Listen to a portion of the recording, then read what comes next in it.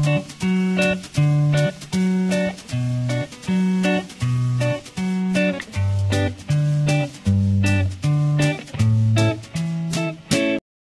elektromagnetik adalah medan yang terdiri dari dua vektor, yaitu medan listrik dan medan magnet mencakup sebuah ruangan.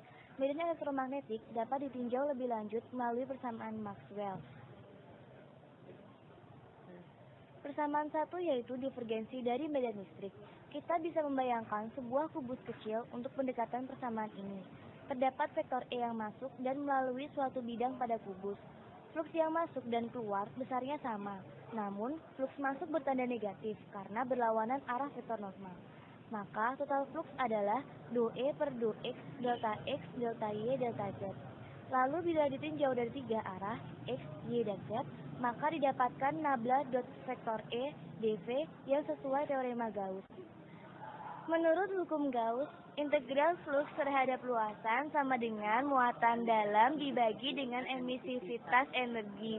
Setelah disederhanakan akan didapatkan besar divergensi medan listrik, yaitu densitas muatan dibagi dengan energi emisivitasnya. Persamaan dua curl dari medan listrik. Sirkulasi E di sekitar kurva sama dengan negatif fluks magnet yang melewati permukaan kurva.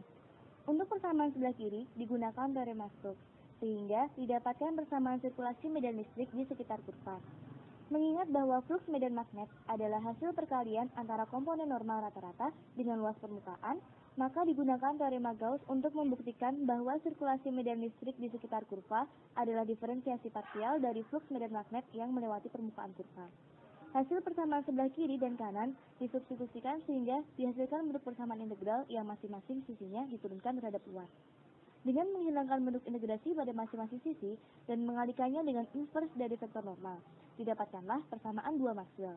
Sementara itu, tanda minus pada persamaan ini dapat dijelaskan dengan hukum Lenz, yaitu bahwa arah sirkulasi medan arus induksi di sekitar lintasan tertentu sesungguhnya akan mengalir sepanjang lintasan tersebut, bahkan ketika tidak ada arus konduksi. Persamaan 3 divergensi medan magnet.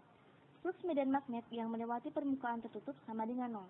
Teorema Gauss menyatakan ada dua bentuk divergensi medan magnet, yaitu bentuk integral dan bentuk diferensial.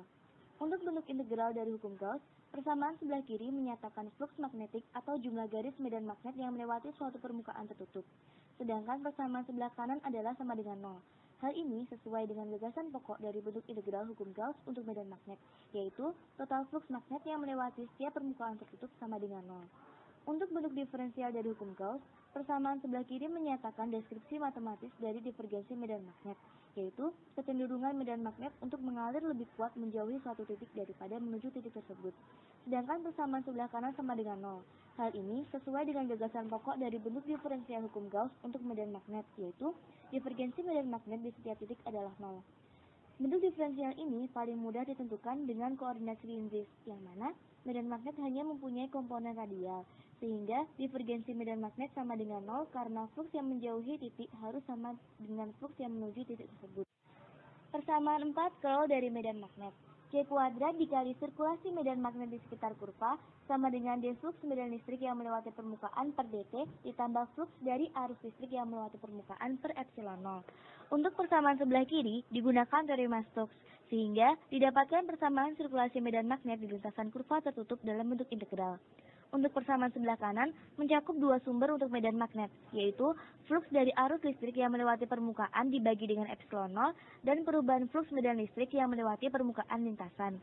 Berdasarkan hukum Ampere-Maxwell, yaitu bahwa arus listrik atau perubahan fluks listrik yang melewati permukaan akan menghasilkan sirkulasi medan magnet di sekitar lintasan yang akan membatasi lintasan tersebut. Dengan kata lain, medan magnet akan terproduksi di sepanjang lintasan jika arus dibatasi oleh lintasan atau jika fluks listrik yang melewati permukaan yang dibatasi oleh lintasan berubah terhadap waktu. Dan lintasan yang dimaksud di sini bisa jadi lintasan yang nyata atau hanya imajinasi saja.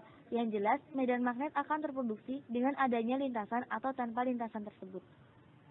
Aplikasi elektromagnetika pada loudspeaker bisa dijelaskan menggunakan keempat persamaan Maxwell, yaitu ketika arus listrik mulai mengalir kumparan atau moving coil, yang mana besar flux listriknya sebanding dengan jumlah muatan yang masuk ke dalam kumparan dibagi epsilon 0, maka akan timbul sirkulasi medan listrik pada kumparan.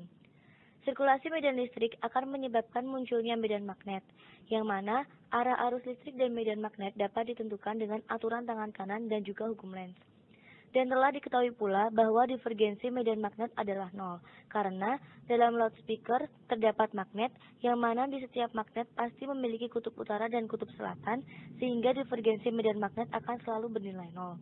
Selain itu, karena besar medan listrik yang berubah terhadap waktu, maka akan timbul sirkulasi medan magnet juga. Of mine.